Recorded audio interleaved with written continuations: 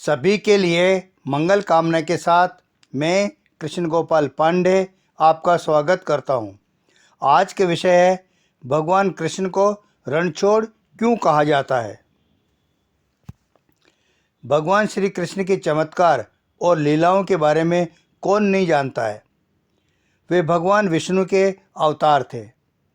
वे जो चाहे वो कर सकते थे और कई अवसरों पर उन्होंने ऐसा किया भी था। लेकिन एक ऐसा अवसर भी आया था जब श्री कृष्ण को रणभूमि छोड़कर भागना पड़ा था, जिस कारण से उनका नाम रणछोड़ पड़ गया था। सभी के मन में यह प्रश्न उठ सकता है कि वे तो भगवान थे, फिर उन्हें किसी से डरने और भागने की क्या आवश्यकता थी।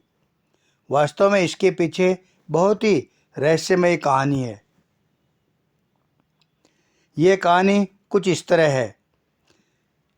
एक बार मगध राज जरासंध ने भगवान श्री कृष्ण को युद्ध के लिए ललकारा था, लेकिन वह सिर्फ अकेले नहीं बल्कि उसने श्री कृष्ण के विरुद्ध युद्ध के लिए यवन देश के राजा काल यवन को भी अपने साथ मिला लिया था।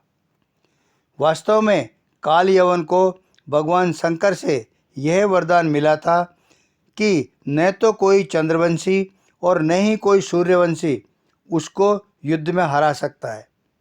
उसे न तो कोई हथियार मार सकता है और न ही कोई अपने बल से उसे हरा सकता है।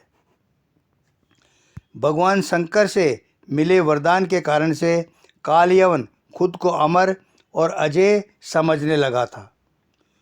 उसे लगने लगा था कि कोई भी उसे युद्ध में हरा नहीं सकता है और न ही उसे मार सकता है।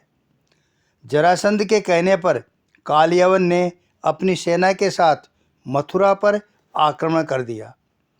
अब चूंकि कृष्ण जानते थे कि काल यवन को वे अपने बल से मार नहीं सकते हैं और न ही उनका सुदर्शन चक्र उसका कुछ बिगाड़ सकता है, इसलिए वे रणभूमि छोड़कर भाग गए और एक अंधेरी गुफा में पहुंच गए। श्री कृष्ण जिस गुफा में जाकर छुपे थे उसमें पहले से ही इक्ष्वाकु नरेश मानधाता के पुत्र और दक्षिण कौशल के राजा मुचकुंद गहरी नींद में सोए हुए थे।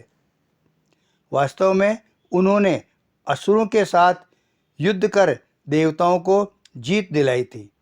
लगातार कई दिनों तक युद्ध करने के कारण वे यानी मुचकुंद थक गए थे, इसलिए भगवान इंद्र ने उनसे सोने का आग्रह किया और उन्हें एक वरदान भी दिया, जिसके अनुसार जो भी कोई उन्हें नींद से जगाएगा वह जलकर भस्म हो जाएगा।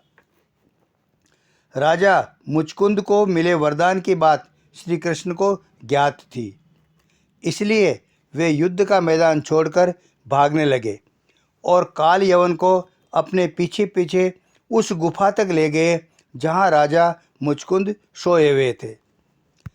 श्री कृष्ण ने काल यवन को भ्रमित करने के लिए अपना पीतांबर राजा मुचकुंद के ऊपर डाल दिया। राजा मुचकुंद को देखकर काल यवन को लगा कि वह श्री कृष्ण ही है और उससे डरकर अंधेरी गुफा में छुपकर सो गए हैं, इसलिए उसने श्री कृष्ण समझकर राजा मुचकुंद को नींद से उठा दिया। अब राजा मुचकुंद जैसे ही नींद से उठे काल यवन वहीं जलकर भस्म हो गया। असल में यह भगवान श्री कृष्ण की एक लीला ही थी।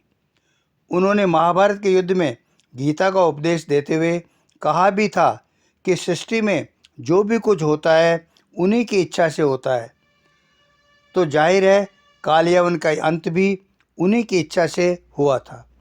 उन्होंने काल यवन का अंत करवाने के लिए युद्ध का मैदान छोड़ा और रणछोड़ कहलाए। यह थी भगवान कृष्ण के रणछोड़ बनने की कथा।